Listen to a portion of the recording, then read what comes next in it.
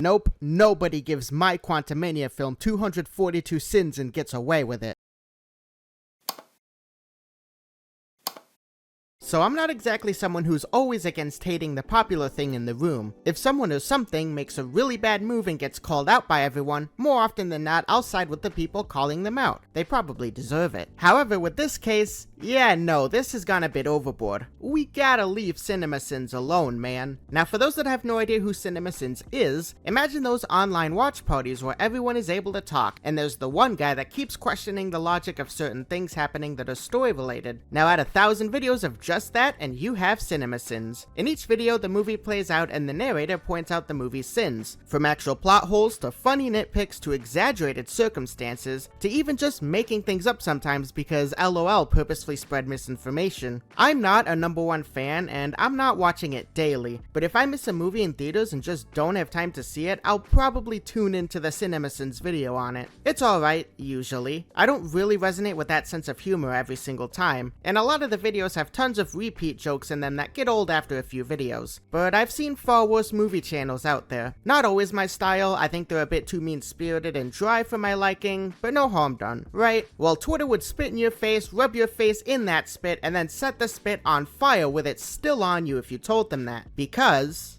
you know, for things that originate on Twitter, I sometimes wonder if it's even worth it trying to make any statement on it, but here we are. This whole thing started on Twitter, where a user, in good fun, mocked the ending of the movie Signs, where the alien gets defeated in, subjectively, a pretty funny way compared to the rest of the movie. A response to this tweet, blaming the YouTube channel as the only reason someone thought this ending was silly, blew up a little bit, and the responses to it led to a pretty out-of-nowhere hate party on CinemaSins as a whole, including its concept, execution, and supposed massive influence on movie watchers nowadays. Everyone's pointing the finger at CinemaSins and saying no, but is it warranted? I don't think so, and today I'm gonna bring up every point people have tried to bring against the channel and why I think it's misguided and not as serious as it needs to be. Now, some people have expressed that CinemaSins sometimes misrepresents or misunderstands the movies they cover, which leads to them sinning things that have logical explanations within the movie. By focusing on one scene or line of dialogue, they might miss the broader context and critiques can be misinterpreted this way. The action of a character that seems illogical in isolation might make sense when considered in the context of the entire arc or earlier scenes. There are times when films do explain plot points or character actions. However, when you criticize a movie for not having these explanations, it can frustrate people if they miss or overlook them. In addition, exaggerating or overemphasizing minor issues can give a false impression of a film's quality. Minor continuity errors, for example, might be pointed out and lingered on, even if they don't really affect the story. CinemaSins will go down this route quite a bit in their videos. Now, if a serious reviewer like YMS or Red Letter Media sat down and said some of the things mentioned in CinemaSins videos, you know what? Yes, I'd be a little bit irritated at points, because their reviews are meant to actually give you information as to whether a movie you want to see would be worth it to you personally or not. And if you can't clearly get that from them, what's the point in watching? But with CinemaSins though, it's pretty apparent from the moment you start watching that most of what is said isn't to be taken at face value, as they say themselves. Sin counts have no real value because we feel that if they did, they'd lose their real value. And yes, their sense of humor is absolutely subjective, and a lot of the time they aren't saying the funniest or cleverest of things. But look, you're likely not as funny as you think you are either.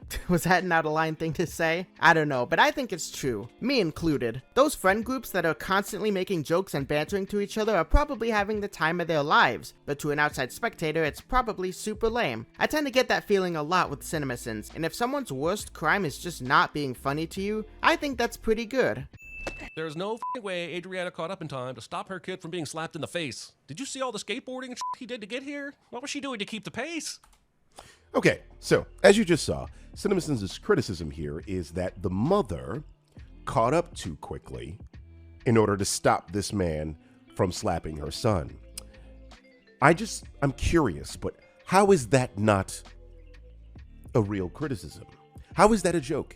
What is the joke there? No serious reviewer is going to sit down, look at the camera with a straight face, and tell you that the mom in, and I can't stress the example movie chosen enough, Black Adam, being able to catch up to a skateboard is why they're docking a point from it. It's a goof, and compared to all the real problems that exist within this movie, the mother being a real speedster, the secondary Flash of the DCEU, is actually a pretty funny thought that's obviously not meant to be something that someone out there actually looked at and was like, well, that ruined this for me. The other main thing I see people bring up as a critique critique is the apparent influence it has on the general moviegoer, like that tweet from earlier said. Before this series, these type of reviewers weren't widespread, then after this channel became known, they were all over the place according to this criticism, which is a sentiment I don't agree with. Everything anyone does ever that gets traction, someone will try to do that same thing, but to say it's the reason reviews nowadays are bad? Nah man, there's so much worse out there. Believe it or not, there's another big channel, also has millions of subscribers, well they have a series that lampoons on all the hit new films by exaggerating what actually happened in them, poking fun at concepts in general, and even with an iconic narration that drives the impact of them home. Screen Junkies' Honest Trailer series is essentially CinemaSins, but in a more condensed form. They're more similar than you might realize. However, I've never seen any wave of displeasurement towards Screen Junkies the same way I've seen it towards CinemaSins. I mean, granted, they're also not perfect in their own ways and have quite a lot of issues, but they fall from the same tree. You also have your alternate variations that people love to death, like cinemawins, or instead of nitpicking the bad stuff, it's nitpicking the good stuff. Like how people say CinemaSins is too unforgiving, I could also say cinemawins is a bit too forgiving sometimes, but since one leans more positive than the other, obviously more people will side with the positive one. And that's become apparent when you see that their Spider-Verse video has double the views of the regular one. People prefer positivity, and I could see that being a reason why CinemaSins gets dogged on more than they should. CinemaSins is not turning people into literal constant nitpickers. They were like that before they ever knew what the channel was. If a channel isn't for you, a channel isn't for you, and you can search and find reviewers that not only make real reviews, but fall more in line with your tastes if you really want. But these arguments that CinemaSins ruined criticism forever is exaggerated and untrue. Agree or disagree? Let me know down below. And with that, I will see you guys next time.